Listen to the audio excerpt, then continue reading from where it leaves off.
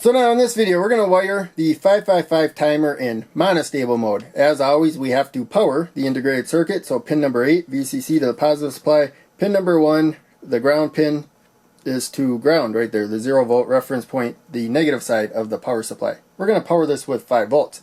Now we're going to come to the output next. I added a jumper over here to get the LEDs and protective resistors out of the way.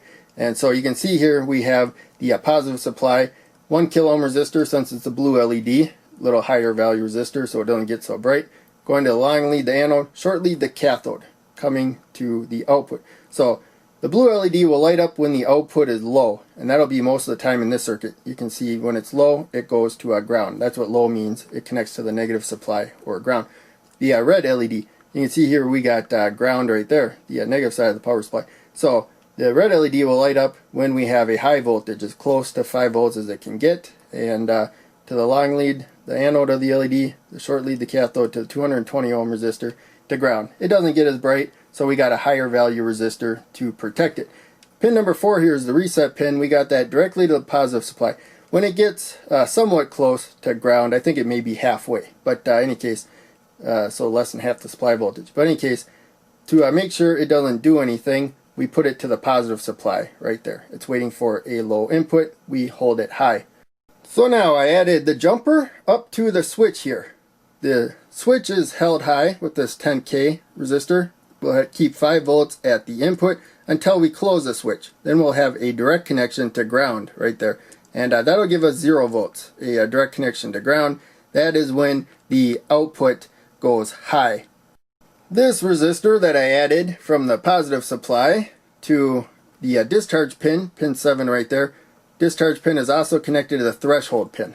The threshold pin keeps an eye on the voltage of the capacitor. So current's going to go through this resistor. Normally when the output is low, the discharge pin is also draining. It's connected to ground right there. It's low, I should say. And so we're going to take a 47 microfarad capacitor right here and plug it in there. So when we press the button, output will go high, capacitor will start charging.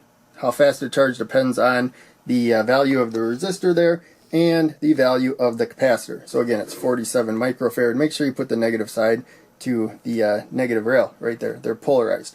So you can see a gray band there. This is 10 times as large of a capacitor. It should increase the timing by about 10 times. So I'm going to turn the power on, and you can see we got 5 volts. The blue LED is lit. If I press the button, and I got to move away quick, you can see about how long we have right there. Maybe it's half a second or something. And so we're going to zoom in, and again, this is 47 microfarad. So if I add 10 times the capacitance, it should take about 10 times as long for it to turn off right there. We could add 10 times the resistance to do the same thing, this resistor right there, and whatnot.